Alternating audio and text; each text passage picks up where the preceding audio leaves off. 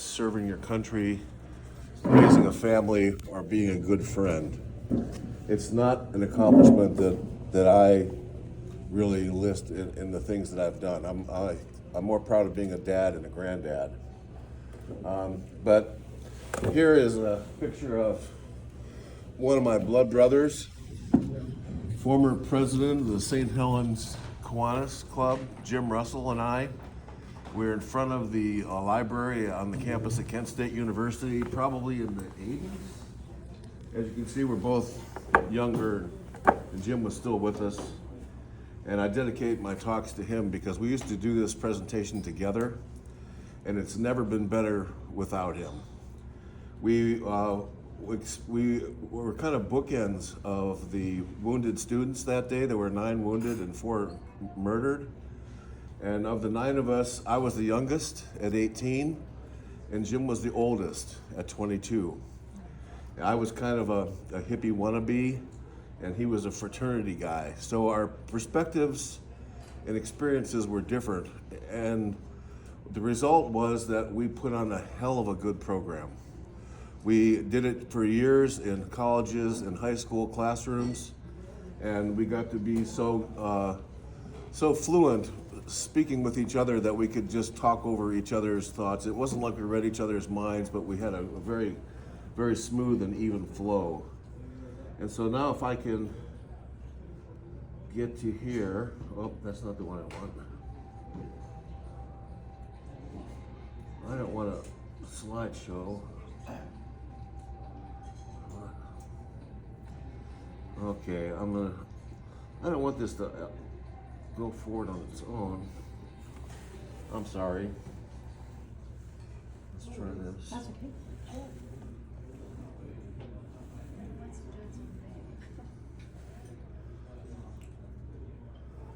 Okay, here we go. This is a photo that represents about 1/8 of the Kent State campus. This is just the very central part of the campus where the shootings occurred. I wish I had a laser pointer, but the campus is 85 acres, and this is about, 5 or 6 acres. The building you see at right center is Taylor Hall. This is That's a cute corner. this is Vanna. And so Taylor Hall is the building that housed the School of Architecture and Journalism. And my blood brother Russell used to say, you don't want to try to have a cover up in front of the School of Journalism. Because as a result, there are literally hundreds of photographs of what happened that day. So when I say you don't have to believe what I say, you don't have to believe what I say, but believe what the photos show you because they don't lie. And so what we have on the photo here is the Commons is the area to the right and above the Taylor Hall where the groups of students assembled for demonstrations during that period of time. And the far right upper corner was where the ROTC building had been that got burned down on Saturday before the shootings. The little building, can you show them where Johnson Hall is, honey? Use this cane, please. And the guardsmen announced, students of Kent State, this is an illegal assembly, return to your dormitories, as if we were in the wrong place. But my room was right there, 201 Johnson Hall at the end. And so during this whole experience, I was never more than 70 yards from my room. So I wanted to point out that I wasn't the one who was in the wrong place. The university was open for classes as usual, and yet the National Guard had decreed that they would not permit groups of 4 or more students to gather together in any one place. So while students were going to class, the guardsmen were there to enforce this anti-group gathering rule. Oh my gosh, tell me this didn't go away. Okay, so that's the aerial view of the part of the campus. Now the practice football field is a long dark area down here. That's where the guardsmen at one point knelt and aimed at students at the far end of that field. But where they shot from was right in front of Taylor Hall, near a little sculpture, and that's where the guardsman turned, aimed, and fired. So this is the way I usually have done this presentation is with the photos. So let's hope it works out. This is an illustration of the movement of the guardsman, and I always found it confusing. Russell liked it, but I hated it, so we'll just move on. And this is the reason why I'm here. These 4 kids died at Kent State that day, and the only reason I'm here is because when you see what I did, it's not really a proud moment for my personal history. But if I hadn't been here to talk to you about it, and I had been in this photo of the students who were killed, I'm sure one of them will be here to tell you the truth, to tell people the truth about what happened at Kent State and how innocent those students were that day, how innocent we were that day. So you see Sandy, she was from Youngstown, Bill was from Lorain, Jeff was from New York, and Allison was from Pittsburgh. 2 of them were 19 and 2 of them were 20. This is one of the only photos I have of the Friday night incident downtown Kent. Flashing back in your history, Thursday, President Nixon announced the Cambodian incursion, which was in our minds spreading the war to another country. So not only at Kent State, but across the country, there were demonstrations and protests of that. And this was the following night in downtown Kent. Kent was a fabulous place, it still is. But the freshman orientation included the speech the gal gave us that there are 28 bars in 5 blocks. And in those days, they had something called 3-2 beer that you could drink when you were 18.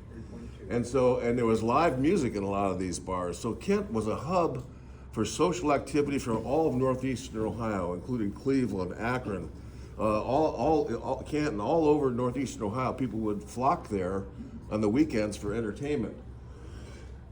And they did this night too, although some people were racing motorcycles up and down the street and racing cars up and down the street, kind of in protest of what had happened on the national level. And stupidly, the mayor of Kent that night, Leroy Satram, closed all the bars at 11:30. So you have people who were in the bars drinking beer, even though it was maybe 3-2 beer. And then he had them all get out on the street. He forced them all out on the street, where there was ultimately some damage to some windows, which, by the way, some students helped clean up the following day. But this is what drew the national attention to Kent after the burning of, because this is the Friday night, after the Cambodian incursion announcement. So the next day, Saturday, I was on campus, and I had heard that they were going to target the ROTC building, which was a vestige of the military on college campuses across the country. And while I didn't support the damage of buildings or violence, I watched as somebody. I watched from the distance from just outside my dormitory across the commons as somebody tried to ignite the building unsuccessfully for 45 minutes. And then the group of student leaders who were there had us walk around the campus to get more supporters.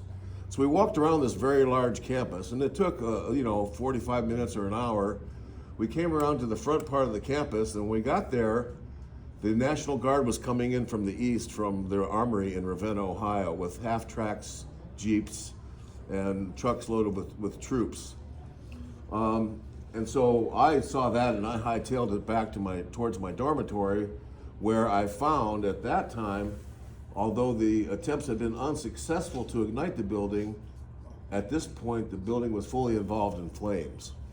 It's always been very curious to me how the futile attempts to ignite the building failed until there was no one there to see it. And I'm leaning on a little bit of conspiracy theory, because exactly 6 months before the Kent State ROTC building being burned, Fred Hampton was killed in his apartment in Chicago by FBI secret undercover agents and the Chicago police. And so I've always been suspicious as to whether or not the federal government was involved in trying to make this a bigger issue than it was. And I have no evidence. I'll admit that right off the bat. But I watched the building burn. from my friend Tommy Thompson's dormitory room, which is on the back side of the dorm where I lived. And there was a FM station in Cleveland, WMMS, played great rock music, and they played For What It's Worth, Buffalo Springfield, Something's Happening Here, simultaneous to seeing this building go up in flames. It was very cliche, but very powerful. Sunday, the campus was filled with 900 Ohio National Guardsmen, including half-track vehicles, fixed bayonets on their M1 Garand rifles, and the sun came out, and it was a day of visiting, both for students and guardsmen had conversations to just relate as humans. It wasn't so very tense at all, and it didn't have any sense of foreboding. But they were there, and we were there. Those of us who lived on campus were present. Those who had gone home for the weekend didn't come back till Monday. But you can see the photos don't lie. You can see the demeanor was kind of relaxed, but also you see significant weapons of war present in this photo. And so it was on Sunday that students and co-eds, and by the way, the population of Kent State was 2-to-1 female to male, and the guardsmen didn't have any problem with that. But this is a photo of a guardsman with lilac blossoms in the barrel of his M1. And the story goes that Allison Krause, who was killed on Monday, came up to this guardsman and said, "Flowers are better than bullets," and put the flowers in the barrel of his gun and said, "What's the matter with peace?" And when he did that, when she did that, I can imagine how the guardsman felt, but his commanding officer was very upset with him and of course made him get rid of it right away. But here's some more photos of the goings on during the day on campus at Kent State on Sunday, May 3rd. May 2nd, no, May 3rd. Okay, so there was a curfew on campus and in the city. It was 10 o'clock in the city, 11 o'clock on campus, and what I say and what I've said is that the students at Kent State, we weren't terrorists, and I'm speaking for me and Russell particularly, because this is him in the photo. We weren't terrorists, we were smartasses. And so these guardsmen came up to Russell, and he's on the grass in front of his fraternity house. And I learned from this, and I got to know him, of course, subsequent to these events. But the guardsman had come and said, there's a curfew, you need to keep moving.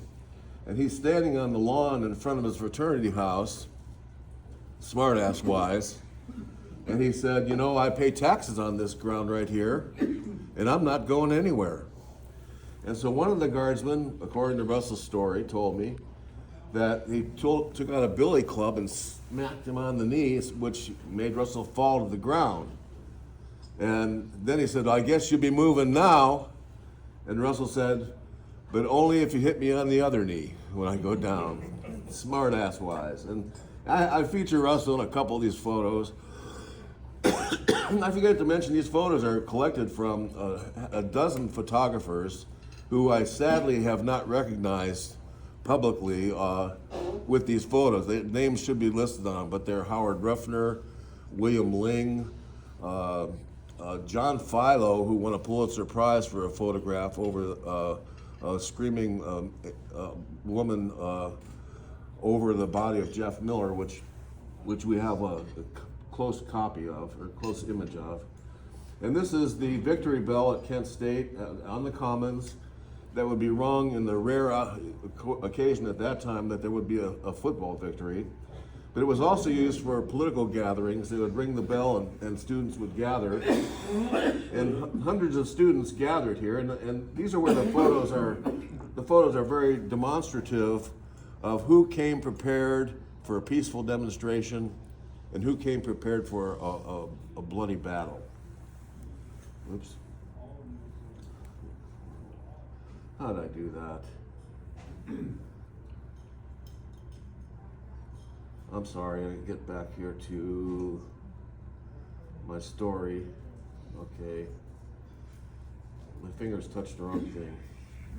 Here's a group of students assembled in front around that victory bell, and there's one in the middle of the screen right there, the page boy haircut. That would be me.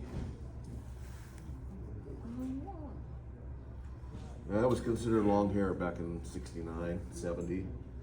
And so I blew that up and it didn't turn out so well. Then here is another photograph of students responding to the National Guard announcing that it was an illegal assembly.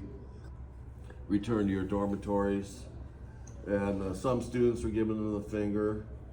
Some students were yelling and chanting. I didn't join in the chants. I considered myself an individual in those actions. But there's a guy here in a two-tone cowboy shirt.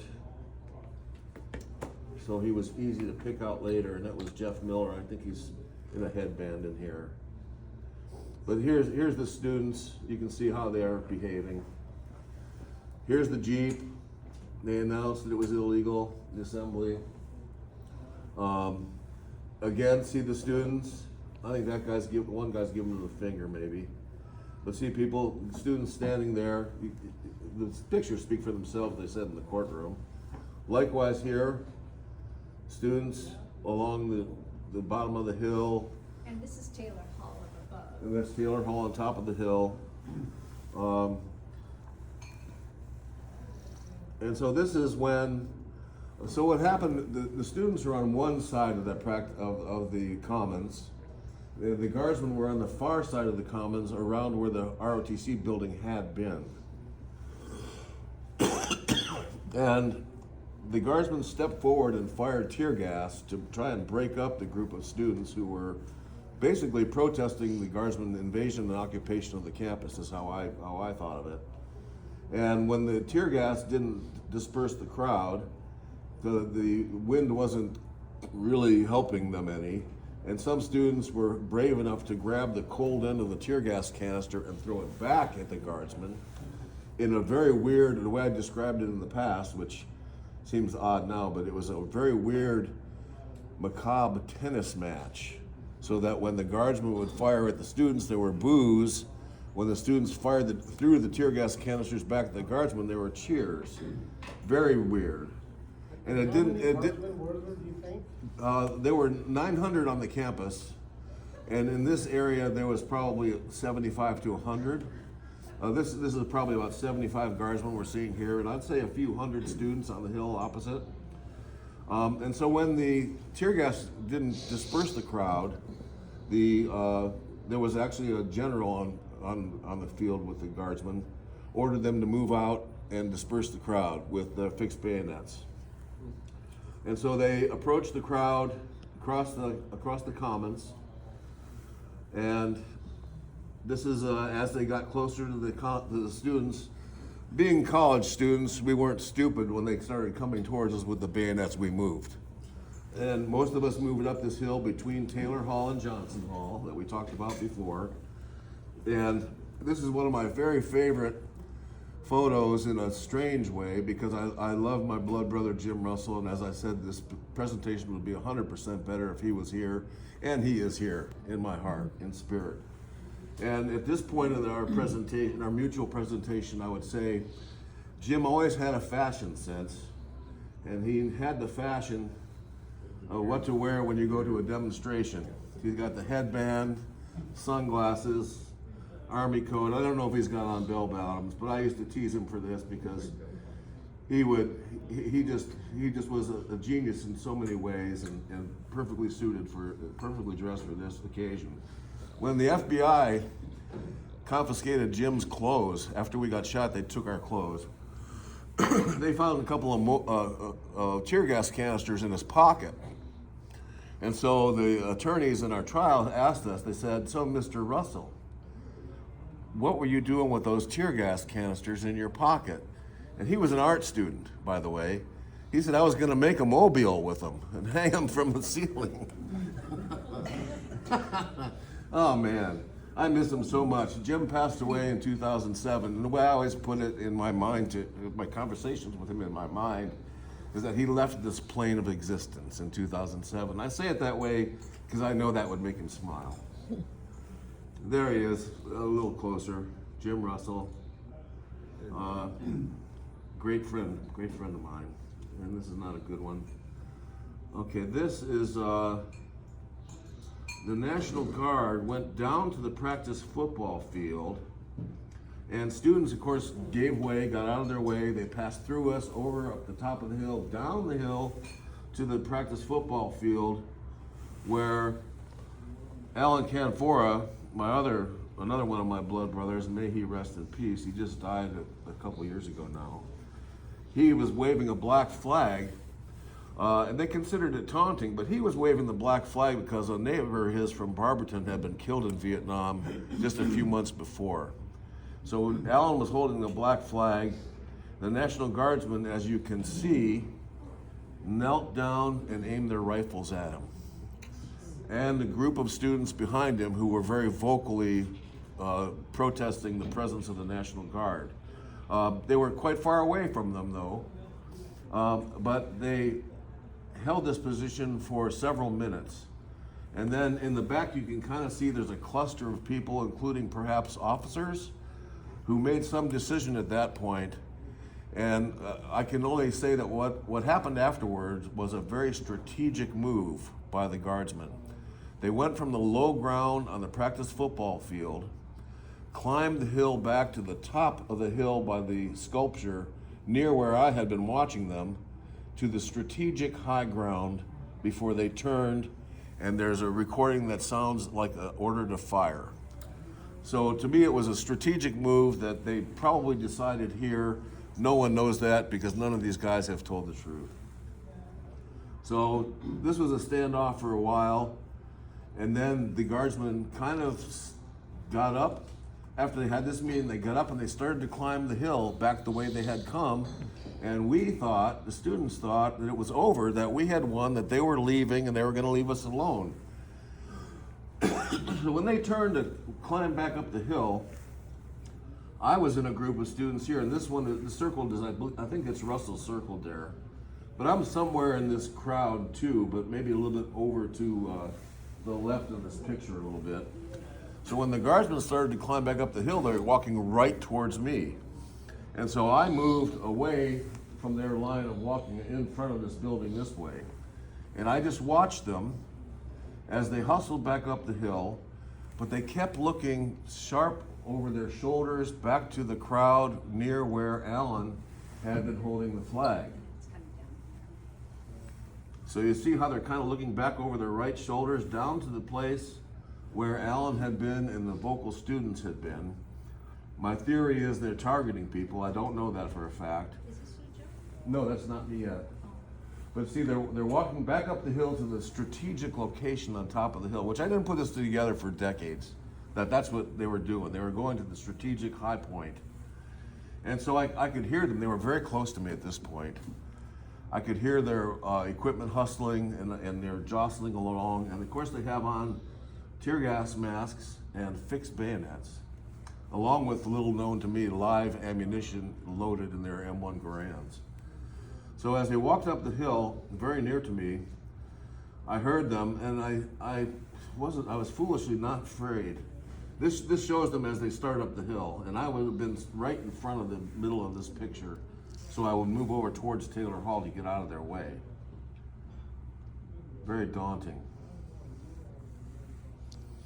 And so here they are at the crest of the hill, under the sculpture called the pagoda. It was designed by the architecture students because it has the same concrete slab underground as above ground, and there's something about the equanimity of it that held it in place. And you can see students watching them climb the hill, and one particular young man with flowing hair on the top right of that, you can point to that guy. That's me, right there, standing there, watching them, and I'm not as close. I was 70 feet away, not as close as the photo makes it look. I was 70 feet away, standing still, silently, and I had just basically turned and watched them as they went their different ways. and I wound up to be very near to them. And it wasn't, I wouldn't say I was brave, I wouldn't say I was foolish, I would say I was uninformed and not as scared as I could have been. So as they continued up the hill, when they got to the edge of the railing around Taylor Hall, the first 3 riflemen turned simultaneously. Now I didn't hear an order to fire, but a sound expert who had a recording that day broke it down, and he did hear something that sounded like, "This is it, right here, fire." And so when they turned around and aimed their rifles, I, thinking I was at a protest and not a combat zone, I gave them the finger like this when they aimed their rifles at me. And so that's what I'm doing in this photo. And clearly, I think the shooting has begun because you see these people running for their lives. I didn't get the cue. So I stood there for like a second, maybe less than a second, before the first bullet hit me. It hit me on my belt line in front, in my abdomen. And it was like, I envisioned it, of course, I remained conscious the whole time, which was amazing, but I imagined it was like a Disney cartoon where you fly back through the air and landed on my back.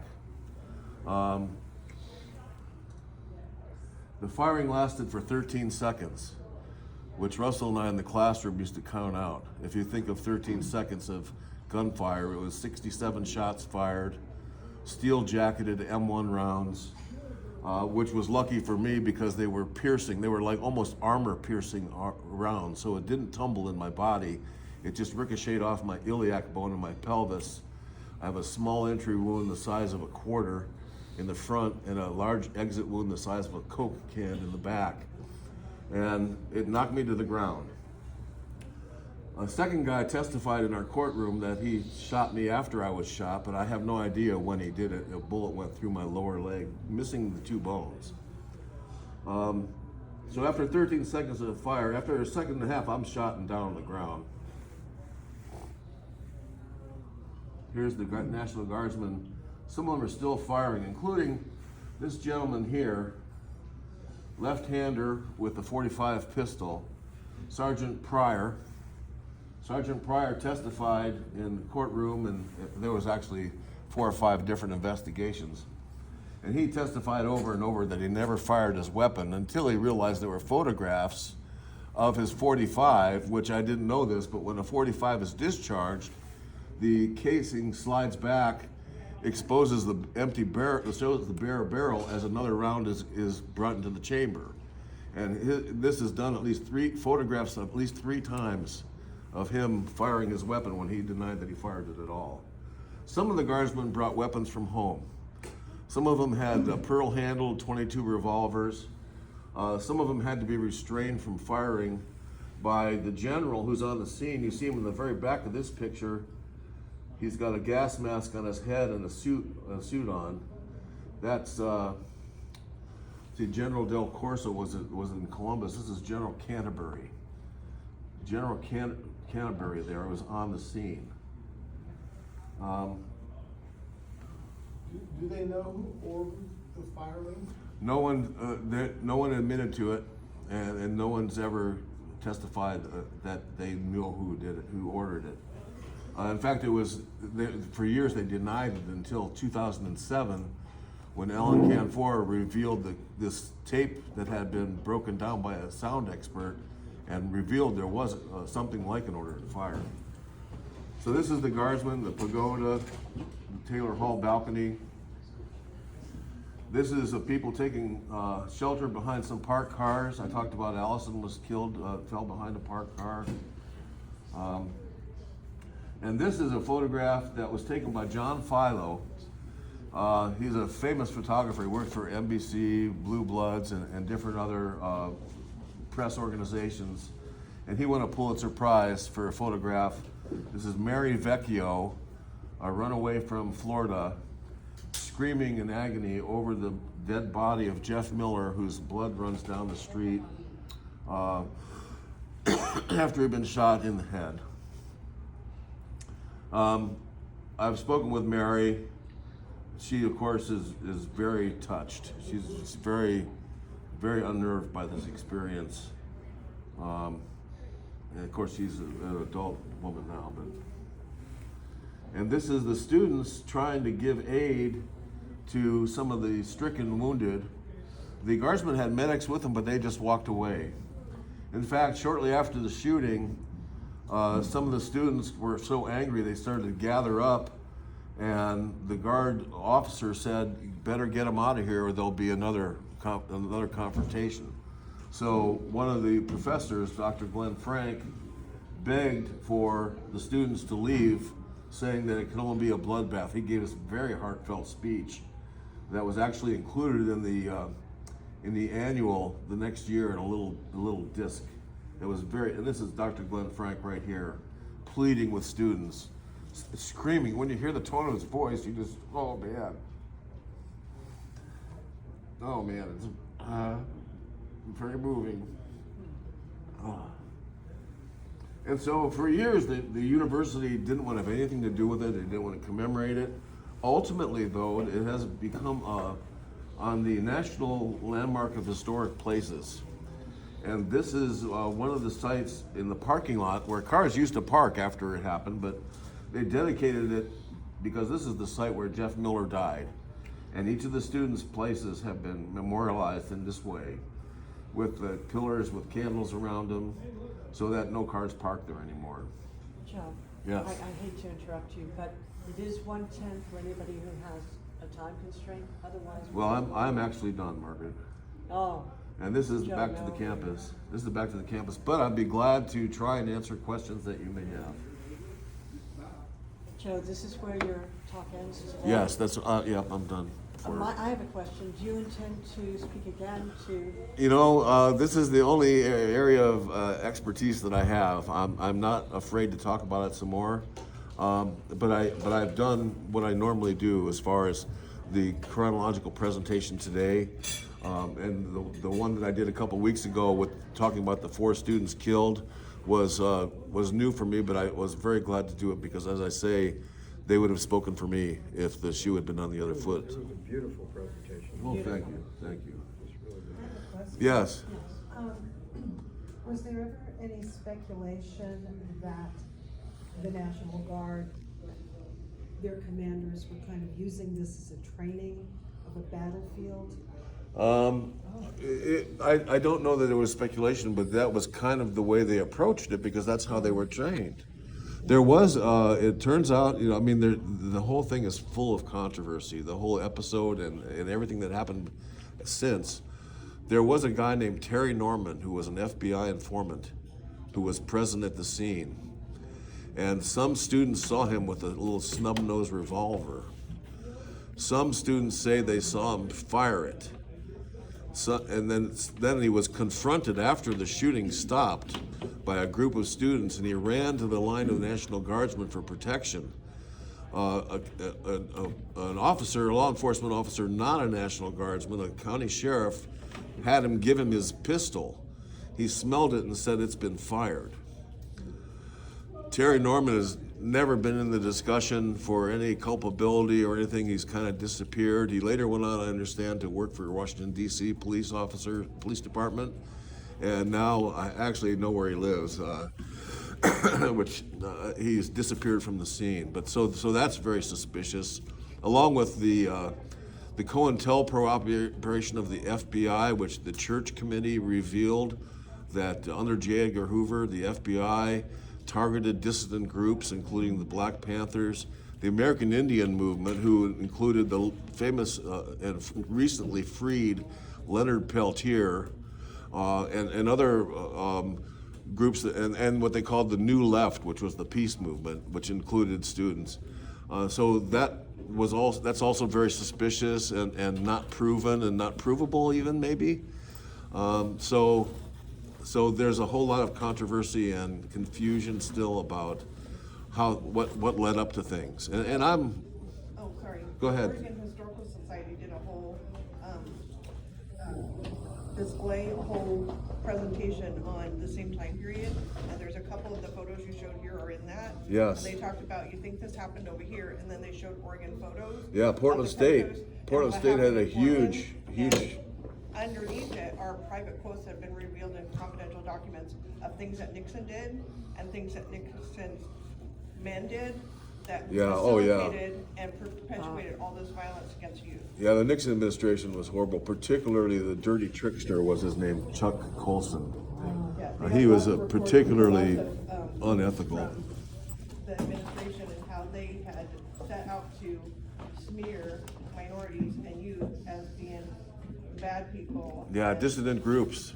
Anybody who didn't agree with them. Yeah, everybody just really criminalizing anybody that fit this. Anybody wearing jeans and a big shirt apparently was a criminal. Yeah, long hair. Yeah, Yeah, it was pretty bad. yeah. Any other comments, questions? A long time ago, I remember Galen showed some pictures of a pistol being loaded, and then I thought it several different pictures. What was I looking at? There was a CBS News thing that showed, this really freaked me out. It was right before the guardsmen moved towards the students across the commons. CBS was there. It's a movie, it's a video, and it's in color, and it's where the general orders the troops to lock and load. And when I heard and saw that, I was like, whoa, that took the rug right from under me, because I had never seen or realized that before. But I don't know what I don't know exactly what you're talking about. My first wife, I fell in love with her during the Kent State trial. She was a paralegal investigator, and she had a photographic memory. She remembered who said what there were like 5 different investigations. The FBI investigation, the Scranton Commission, President's Commission on Campus Unrest, the Ohio State Grand Jury, the federal grand jury, the civil trial, the criminal trial, and she could say who said what at different things and how they contradicted each other at different times. And when it was over, when we lost our case in the courtroom, we were very heartbroken and damaged, actually. And so I invited Galen and Russell to move to Oregon with me because I loved it here, and it was a place, and Russell always said this, he goes, this Oregon is a healing place. He always said that, and it was. It was for me, and it was for him, and I think it was for Galen, and so we moved to Oregon and started our lives here. Galen, although she was a college professor at Kent State, she had to start at the bottom rung of special education in Oregon because her certifications didn't transfer over. So she was a college professor who was painting tires for special ed kids at the Warren School, and so it was like starting back over at ground zero for her. Joe, may I add parenthetically that what happened to you started a whole diaspora of students who came to Columbia County, including Cynthia E. Including sitting Cindy. right next to Joe. Yeah, Cindy was From Ohio. an art student and art teacher in Oregon, art student in Kent and an art teacher in Oregon. I'll just say my brother attended and was at the rally, and I was going home from high school that evening and listening to my transistor radio, and then made the announcement that people had been killed, and I remember thinking, oh great, he didn't get drafted. My brother, who's the closest person to me in the world, didn't get drafted, but he went to college and maybe got killed today. And we were really fortunate that my dad just happened to be walking down the street and my brother was right there, and they made everybody leave campus immediately. So I was quickly reassured that it wasn't my brother that got killed, but other very precious there were people. stories in the news about the girls who were killed, about how they were ethically they were terrible people. They were, promiscuous. They were this, they were that, and all kinds of horrible rumors about them that just painted them in the worst light. And of course, the first news was that 2 guardsmen had been killed at Kent State, that there was a sniper. None of those things were true until the truth finally came out of 4 students killed and 9 wounded who survived. It's a group of people I'm very lucky to know, and we're unlucky that we know each other the way we do. But it's an association like no other that I have. It's our commemorations every spring are bittersweet family reunions where so much happens kind of internally and behind the scenes that you can't even express it in words. But well, thank you. Like I said, it's not really a proud moment for me giving the finger to these guys, and I don't recommend that behavior, giving the finger to people holding rifles. But you know, if I thought about would I do it again, if I was 18, I might. I just might. Thank you very much, guys. Joe, thank you. Thank you, Margaret. I mean, I just know what this takes out of you every time, and Oh, thank you very much, thank you Margaret. for giving this to this club. And I'll say that the aftermath to May 4th is, in its way, as important and is of as great interest as the day itself. The aftermath of a day of such tragedy can't be calculated. So, thank you. Joe, would you be willing to speak again about this? You know, like I say, I'm always willing to talk about the truth about Kent State, and I don't know, I haven't got anything else prepared, but if I did some research, I mean, the list of legal experiences is very formidable. I mean, first of all, we went to the county grand jury where 25 students and professors were indicted. The professors because they taught students how to make Molotov cocktails in their poli-sci classes, and the students because they were like 18 like me, talking about their constitutional rights to speak, free speech. And you know, so that got me arrested for I was arrested for 4th degree riot, participating with 4 more others in an attempt to block or prevent official action. And some of my friends say, yeah, you mean like you tried to stop their bullet? So, yeah, the legal process was very convoluted, especially with the suspicion that the government may have been involved behind the scenes deeply, so that when we went before the federal court for charging the guardsmen with depriving us of our civil rights, the attorneys who were representing us were Justice Department lawyers, and so I kind of think the fix was in because that got dismissed. The judge dismissed it for lack of evidence because these lawyers were holding back some of their evidence for the rebuttal. They told us, I mean, and so like I say, there's controversy every way. The university at first wanted to act like it didn't happen, and then they didn't want to have any gatherings, and then finally we got some, and I hate to be, I forget what the word is, but when we finally got some female presidents of the university who had been teachers during that time, they embraced the historical significance and memory of what happened as a significant event. And they actually, one of the presidents of the university apologized on behalf of the university for it happening, which took a long time to get there. It took like 40 years to get to that point. But it was very welcome by the families, the Kent State families.